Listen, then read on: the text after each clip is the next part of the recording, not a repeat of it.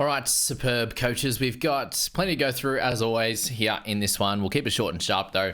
And the hooking position is pretty tough. If you look at my side here, it's Coruscant and it's Jaden Brayley. And I don't want to play Jaden Brayley. So there's a lot of questions. We've got cheaper guys. One really that you could target that's in the real cheap range, and that's Tom Starling. He's at 290k, so it's very, very cheap at the moment there. Running a very, very low average if you want to find him just based on average, all the way down at 26.6. But the last three, which is, two of them, he's played really good minutes, got 90 in one, and then a little bit lower last week in that one as well. But he's going to start to gain in some cash, and he's an easy one I could switch for Brayley and then wait and hold for Coruscant. If you do want to sell Coruscant, I do think the best option this week is Connor Watson. Pretty stock standard there at 677. He's one of the more expensive guys, but I think he's got the best sort of base stats and obviously has some ceiling as well, given he runs a footy at 13, a lot more than your traditional number 9. That's, you can obviously pick him there, and he's got dual position as well. So very, very helpful. The only big thing with him is he's got to buy, and Reed Marnie doesn't. They're my top 2 picks, and then you'd have Harry Grant behind him as third pick at the moment. I don't know if he's actually going to back up in this one, but if he does, he's coming off the back of Origin and a sternum problem. So next week's probably his best week to pick him. And you also have Chris Randall, who's in the hooking slot as well, picking up some really good scores in the last 3 weeks, an average of 75. He's at a 519 price point. So he's someone that will definitely play the rest of the year. It's just how many minutes he's going to get across that time. And is he someone you're going to want in your side for the back end of the year? And is he going to be a main guy, or is he going to be a bench guy? So maybe for me, if I wanted to do it, it'd be Brayley to Randall, and that would be the decision you'd make there. For the front row forward, it's very, very clear that your best 2 plays this week is Adam Fanua-Blake at 562. Really, really crazy how cheap he's gotten to. And then Payne Haas at 701. So if you had a Max King, you wanted to get rid of him, they're the 2 clear guys. Adam Fanua-Blake, a really tough 5-game stretch there. 3-game stretch, especially at 49, but he's had a few low ones in amongst that for a 60 average across that 5 games, but 69 across the season. So I do think that with the Tigers next week, Raiders this week, he could could score a try at some point. And then Payne Haas, you're paying a bit more of a premium, but you're paying to get out of and get away from any of those 30s and 40 scores you might see from Adam Fanua-Blake. So they're the 2 clear guys you'd want to look at in the front row forward. And then you would go down all the way to Tavita Pangai Jr., 2RF, and the front row forward there, 379k, coming off a try with a 90. If he keeps these minutes up, I do expect that he's got 52 as his average now across those 3 games. The first 2 weren't that great, but last game he really showed his stocks there with his offloads and that try off the back of that try assist from Maxi Plath. Thank you for that one, Tavita. So he's just the cheaper guy that you could slot into either the second row forward or the front row forward, and he'll do a really solid job for you. So outside of that, you're probably holding Willisons, you're holding Jensens. You're not selling anyone that hasn't got a clear injury, I don't think. Or if you are selling like Willison or something like that, it is to make an upgrade to one of these top guys. I don't know if you're trading like one of those Jensens or these types of players there for TPJ. You could do, like if you got Smithies and you wanted a better player for your 17 this week, then you could straight top in for Tavita. Something that like that could work. But guys like Terrell May and Curran are going to be great this week with Hargraves being suspended and then Curran having Max King out, which is very, very helpful. Olakau'atu's out now. So how frustrating is that? He's out for 3 weeks. So personally, myself with 13 trades, I will be trading him out. But some of you might not be in that situation. You might want to hold. But if you were to be trading him out, you got a decent amount of cash now at 652 to be able to make that decision.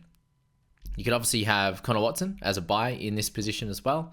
Isaiah Yo's getting rested. Eli Katoa at 666 is very cheap now compared to where he was. Fafita's at 743, so also pretty cheap. And then Angus Crichton's the most expensive, but is obviously very, very explosive there. He has an 81 3-game average, 78 for the season. So it's him and Fafita right at the top, the 2 best guys that you can select there. And then it does go a little bit lower with Eli Katoa. Olakau'atu's out. Barnett's very expensive at 776, so I'd probably go for the other guys over Mitch, even though he crushed it last week and has a 106 3-round average. But as I said, Watson's in there. You could go for Keon Kolomatangi, but I think, again, very expensive as well. Wait for next week for Britton Nickera. Could definitely be a fair option as well. Preston at 619, if you want to go a bit cheaper, he works out really, really well for your sides as well, I think. definitely, given he's he's actually been scoring a few tries this year and doing good things. And if you don't have Josh Curran yet, he's actually a really good buy at 492 if you don't own him as yet. Murray's going to be out for a few weeks as well, so keep him in your thoughts in that one too. And as I said, Tavita's probably the main sort of cheaper guy that you'd want. Do you want to keep Madison potentially? Cleese Haas, Kurt Mann, Bailey Hayward, these types of guys you could look at for sure, but that's all do on the 2RF standpoint. Not too many. And then your cash outs, you're just going for anyone who's non-playing, I'd say at this point. In the center wing position, you've got like Casey McLean, you've got Ali Leataua, who could be cash outs as well. We'll get to them in a second. For the halfback slot, we do see Cleary come back. If you want to jump on him this week, go for it. He's got a fairly low average, which is crazy for how good Cleary is at a 62.4 for the year. Higher break even, 805k is actually not so expensive, and I doubt that he goes, anything further than like a 710, 720k. So you can get a little bit of a discount. Maybe he doesn't go absolutely bonkers this week, but he is up against the Dolphins, who are pretty leaky in terms of their points. So I do think he's a really good purchase. Matt Burton covers 5'8" and halfback, and of him at 539 is a terrific pick this week. I think the Dogs go on a good run here, and he should be able to average at least where he's at right now, 65. He's just not priced at that point. So Walker and Burton have basically the same average. Walker's 712, Burton's 539. So very similar to that with Adam Fanua-Blake. Just recently has underperformed his price, and where he's priced at, I should say. And should be able to come back from that. So he's someone I think is a really good purchase, along with someone like DCE at 600k. Very, very cheap for where what he can deliver there, with a 68 average overall. And a 3-round average of 71. So he did obviously lose a fair bit of cash before that, and he's improved that in the last 5 or so weeks. Just getting that price slowly up there, and I think he'll keep going for sure.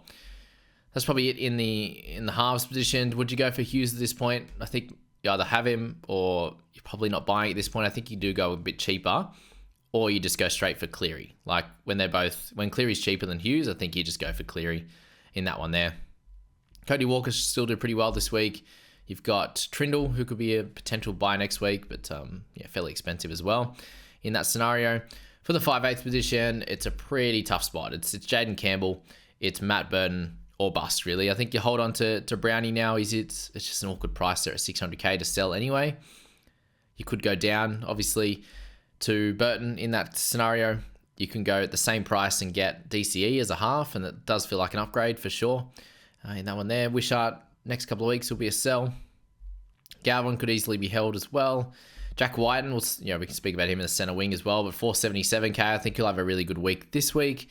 He's getting a lot more kick meters, which is great for fantasy, but what he needs is those attacking stats, which he has been getting for this side in recent history, averaging 67 in the past 3, 62 in the past 5. So in a really good spot, if he continues to average that, he'll get up into the mid 500s and be a really solid player for you.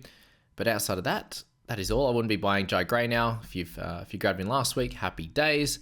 Center wings, I think Holmes will back up, but if you've got Aiken like myself, he has to be traded out in the next few weeks at least.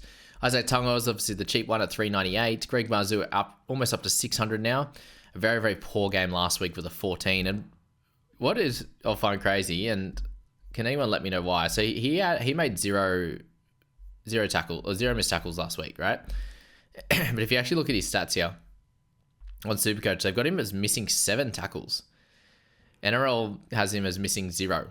So they've just completely botched that stat. And because he got 14, no one's like even say anything about it. But he was on like 20 something, and they've just dropped him back to 14. And I don't know why. So I feel like that needs to be fixed. It won't be now, but yeah, I saw that and I was like, what? 7 missed tackles? I was like, he didn't even miss one. I hardly even remember him making one.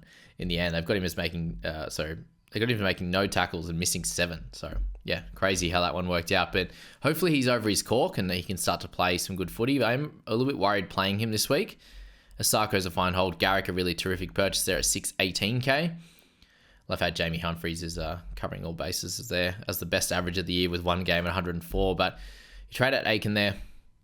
Lomax can be better for next week. Dom Young at 743, someone you want to target. Sure, for sure, as like a final 5 guns type of guy. You got Jacob Kiraz down there at 714. A really solid buy, I think, for the rest of the season if he's on that wing as well. Hammer at 605k, not too bad.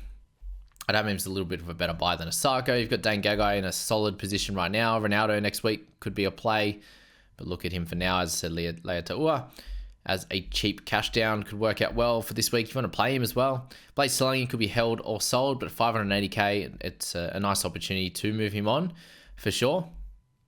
And then down from there, it's pretty gross. You got those two cheapy guys. You got White, like I mentioned, and yeah, that's really it from there. There's not a lot of guys here you'd be super excited about because you want to have guys that have lots of upside, and just a lot of them don't. Like Ethan Strange could easily be held. 55 average past 3 is not too bad at all. Tony Sags. Yeah, then you've got like Alex Johnston. It's probably the only other interesting one at like 390k. Then Jacob Gagai could definitely do a job. Like AJ, if you want like a bit of a 1 week play, those outside backs for the South against Tigers could definitely be a really solid one, but he's had a shocking year the rest of it. But that 394k now after a 121. If he goes big again this week, you'll get a massive price rise and a good score for your side. So have a look at that. It could potentially work out for you, but yeah, you'll have to see if any of those kind of suit you. And then thankfully for myself, I've got pretty well closest to the best kind of fullback options this week, Tom Trbojevic and James Tedesco. And I think Turbo is still a really solid pick.